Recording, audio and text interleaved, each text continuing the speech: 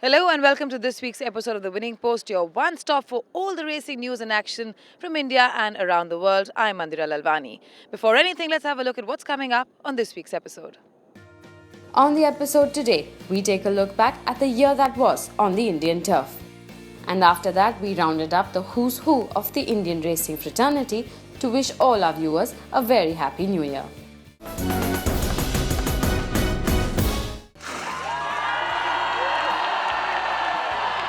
It's time to say goodbye to the year gone by. And might we say it's been an eventful year globally, with Donald Trump's presidential election and the rupee demonetization being global highlights, and the Rio Olympics turning out to be the most spectacular sporting event. Memories can create nostalgia, and Indian racing too saw some terrific moments.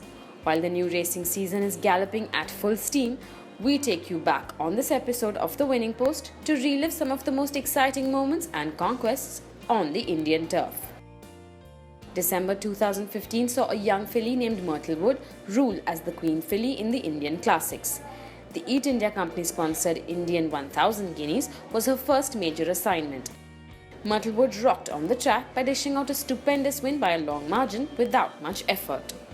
The Pacey Shroff trained filly ruled the homestretch to draw away in the final furlong to reduce the first Indian Classic of 2015-2016 to a no contest.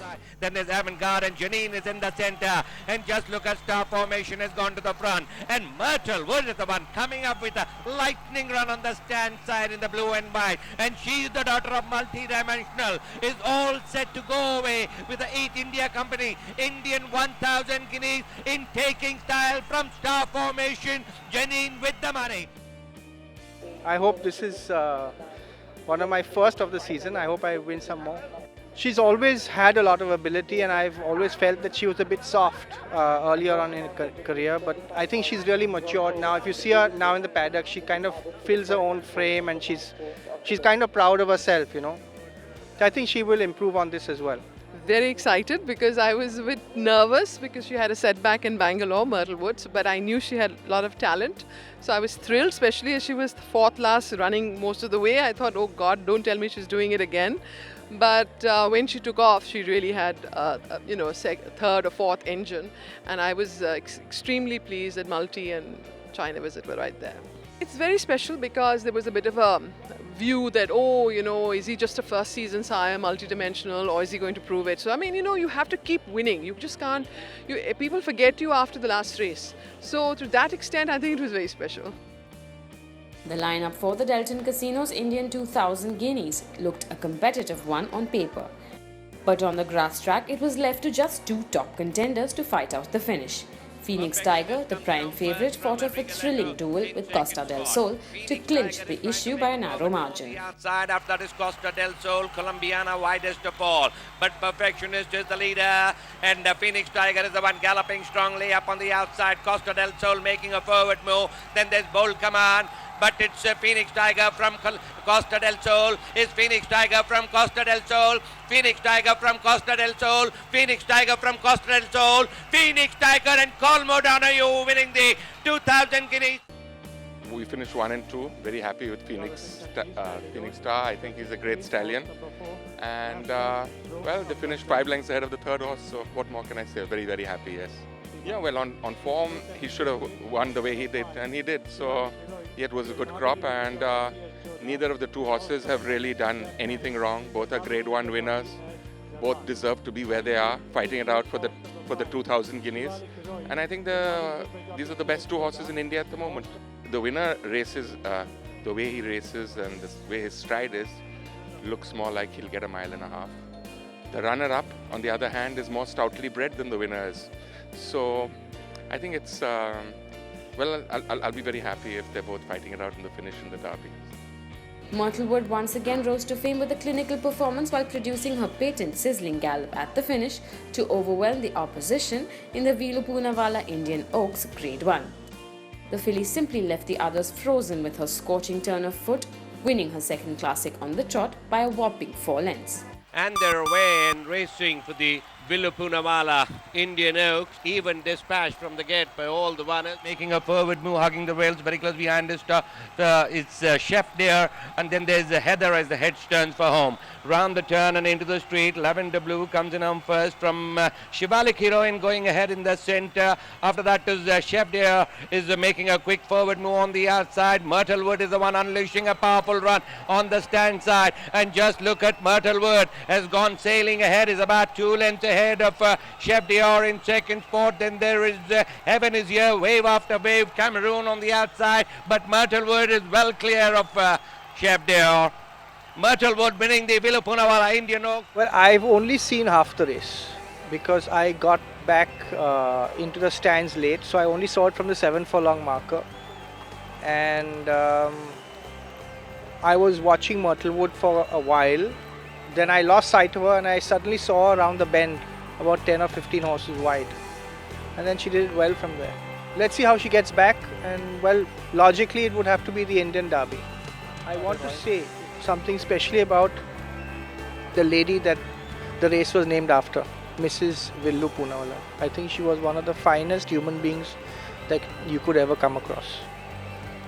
And I think this race is aptly named after her. I'm really happy that I could win it. The Villu Poonawalla weekend also marked the important event, the Asian Racing Conference, chaired by Dr. Cyrus Poonawalla, founder of the world-renowned Serum Institute of India, a global leader in producing several vaccines, also known for its state-of-the-art research wing. The conference was attended by delegates representing racing centres from across the globe and was a huge success and a feather in the cap for the Indian turf authorities. I thought it went off very well. For our country, it was fabulous. Things went uneventfully, much better than my expectations. I'm very, very pleased because after all the effort, I would term it as an outstanding success. And I asked some of the executive council members like Winfred and Andrew to give me honest feedback on how we did. And he said, you're right there at the top. So, and all the delegates, I'm happy. And that's the greatest satisfaction to hear that our visitors were happy. I think all the business sessions, there were a lot of take-home on technology and wagering especially, on medication and the way they promote racing. So there was a lot of learning across the board. And I think the evenings gave us a chance to network, and I've met some very interesting people offline. So I think it's going to be the way up and up for Indian racing from here. Well, I was nervous, but it's all worked, clockwork, and I'm overwhelmed with the amount of praises that we have probably don't deserve. But there's no doubt that those who have spoken, not to me, but behind my back, and that's the important thing, have all been, never expected this put up show by India. The highlight was, of course, the zero level tolerance. There was huge participation on it. Message has gone down that the trainer is the responsible person unless he can prove that he was a victim of mitigating circumstances. And the stewards conference was brilliant. A lot of exchange of knowledge was taken place. These, in my opinion, were the two most important business sessions and the highlight of the conference.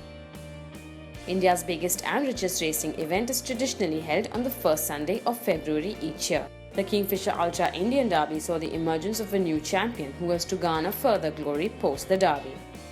Desert God had come to Mumbai after conquering the Hyderabad and Kolkata derbies, and he showed his true fighting qualities and sheer class by edging out Myrtlewood by a neck despite having to come through a rough passage. That is orders, and away they go for the Kingfisher Ultra Indian Derby, partnered by Signature Grade 1 and after even dispatch from the gates by all the 20 runners. Phoenix Tiger in the centre, Myrtlewood is on the near side, Desert God is on the far side, then there's Costa del Sol, but it is going to be Myrtlewood from Desert God, it's Myrtlewood from Desert God, it's Desert God from Myrtlewood, Desert God has won the Indian Derby from Myrtlewood, then there is Gestapo. First horse I bought was for 2,500 rupees. From there to come and win an Indian Derby, breed an Indian Derby winner. And there have been a lot of people who have supported me through this ventures, and I'm glad eventually we won an Indian Derby as a breeder, owner and trainer. Sharmila, wow, what a journey this has been for you, hasn't it? Absolutely. I was telling my husband this morning, this 1 month from Calcutta to here, we have come prepared and it's all going to finish in 2 point whatever seconds and that's it, matter over. But this has been the best feeling of winning this derby, which is unbelievable. The Kingfisher Ultra Indian Derby was his third victory on the trot, and Desert God went on to remain unbeaten in all his subsequent 6 outings to make it 9 wins in a row, including the Turf Invitation Cup as also the Bangalore and Pune St. Ledger 2016. The year definitely belonged to the S. Padmanabhan trained Desert God, who returned as the richest horse in the history of horse racing in terms of stakes earned to the tune of over 70 million rupees.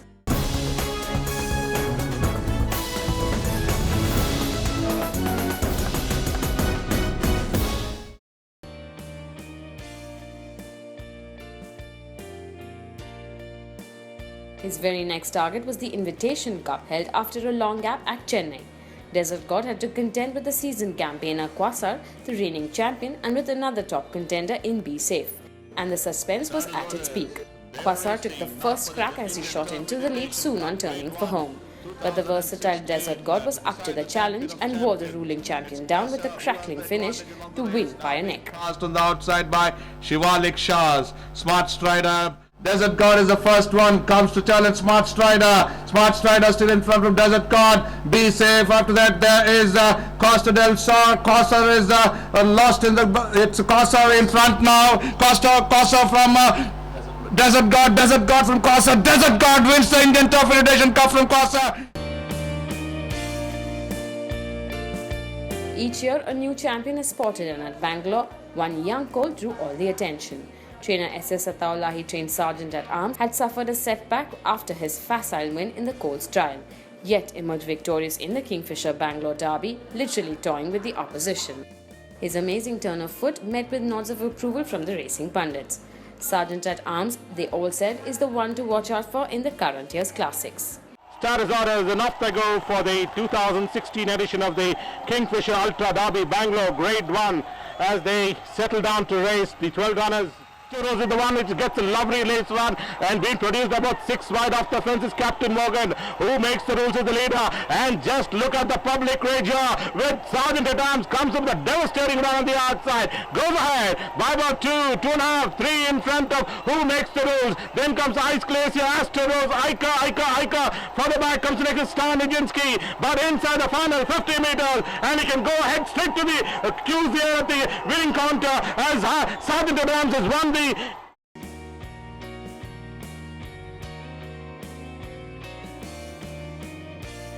I've never had a half money favorite running in the Derby, so I think that was the cause of the nervousness. Not because of the horse, but more the luck factor. Look, coming around the bend, he was still the easiest of the lot. And of course, I think he went a bit too quick in the front, which shouldn't be the last time he came from way behind. But I mean, that's part of the race, and the boy did a good job, and the team has done a fantastic job. I'm very happy that everyone is here, my family is here, and everybody's thrilled. Kingfisher Ultra have been the new but serious spenders into racing, and for the first time they sponsored the Pune Derby as well.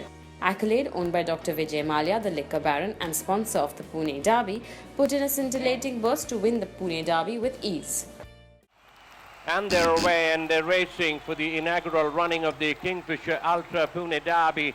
Accolade is the one moving up nicely on the outside, falling behind is Jamaica, but Vulcan is now being pressed on the outside there by Accolade. Accolade with a crack or two. Vulcan has dropped the rider, then there's Jamaica. There can't be a better tribute than this to the sire.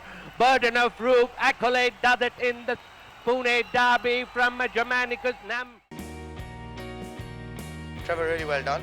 Take us through the race. You jumped into an early position. You surprised us at all. Were you surprised, or was that always the plan? I was not surprised. He's very quick out of the gates usually, and he showed his similar pace what he does always. And I was in the front. There was no pace. Luckily, I got a front runner. I was just following him.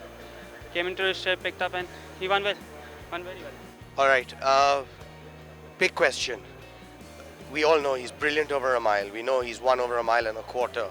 The big question, mile and a half in the Winter Classics Indian Derby. Oh, we'll get to know in winter only. It's difficult. The last of the Indian classics for the year 2015-2016, the Indian Saint Leger, was sponsored by Gourmet Renaissance. The Pune crowd felt they were blessed to see the champion horse Desert God grace the turf. Desert God won as he liked without encountering any danger at any stage. Gates open and away they go for the Gourmet Renaissance Indian Saint Leger. Quite a fair start this is by all the runners, and as the field settles down, it's a Jigsaw setting up a good pace. It's about 3.5 lengths ahead of Desert God in second. In third is B52. B52 being pushed in third, and there's Phenomenal Memory. Colombiana traveling wide of the track. But Desert God has broken away with a rider cheekily looking over his shoulder. It's about 6 lengths ahead of Jigsaw. Then there's B52. After that is Colombiana, but Desert God in the last 1 furlong, giving another feather in the cap for the Radiant Bloodstock, is well clear, making it 9 in a row. What a fantastic horse Desert God has been. I think it is very special that, only champions can do that. And the race was only 2 weeks away. That race was 7 weeks after the Bangalore St. Leger. So maybe he needed that run, but he's improved on it and literally decimated the opposition.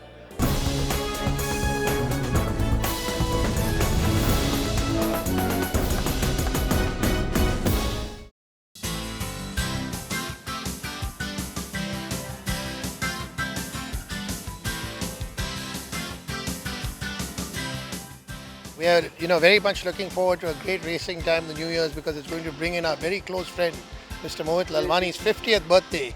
So here's wishing him a very happy 50th and hopefully a great racing season ahead.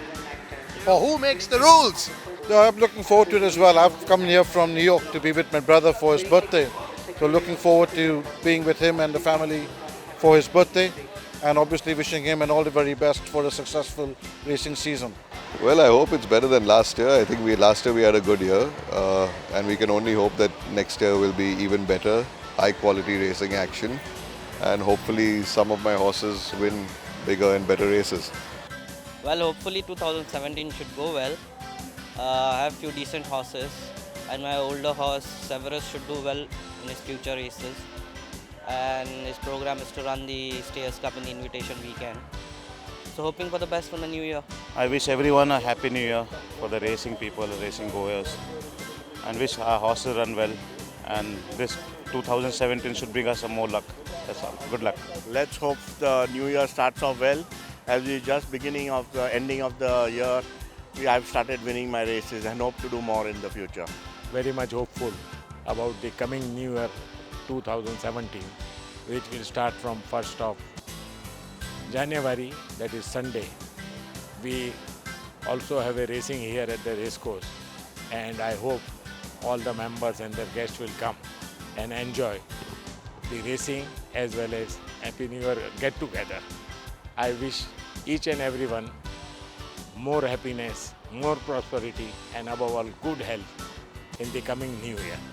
All the best to each and everyone. New Year is going to be challenging because, as everybody is aware, racing is going through a tough period. The finances are tough, the demonetization has hurt betting. But at least I can say from the racing side, we have done very well. We had very big weekends with Style Cracker, Eat India, the German Fest. So on that angle, I think we have our best months ahead. So quality-wise, we're going to do all we can to get the crowds back. As a horse owner, I'm so involved with the club, I have barely any time to concentrate on the horses. I have one good horse who won last week, Classicus. We have great hopes on him, and we're going to watch his progress with interest. I had a dream season in year 14 and 15, and I'm hoping and wishing the same in 17 and 18 with all the classics and the group races. All the best and Happy New Year, everyone.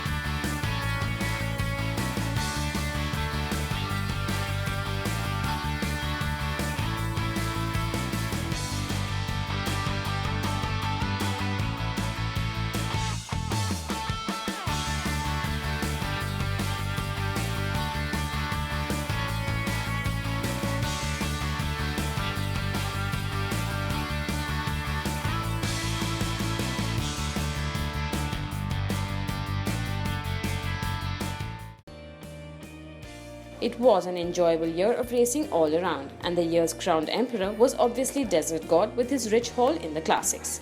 Another year has gone by and we are enriched with the delight some of the equine athletes have provided us. The Winning Post team salutes the achievers and thanks one and all of you viewers for watching our show. We in turn promise to bring you all the top action in the future and keep you posted on each and every major hoof movement on the Indian turf. Thank you for joining us. That's all we have time for in this week's episode of The Winning Post. Remember, if you've missed anything, you can always catch it on our YouTube channel. Also remember to follow Mohit Lalwani for his tips on Twitter. And of course, goodbye till we see you next time. May the horse be with you.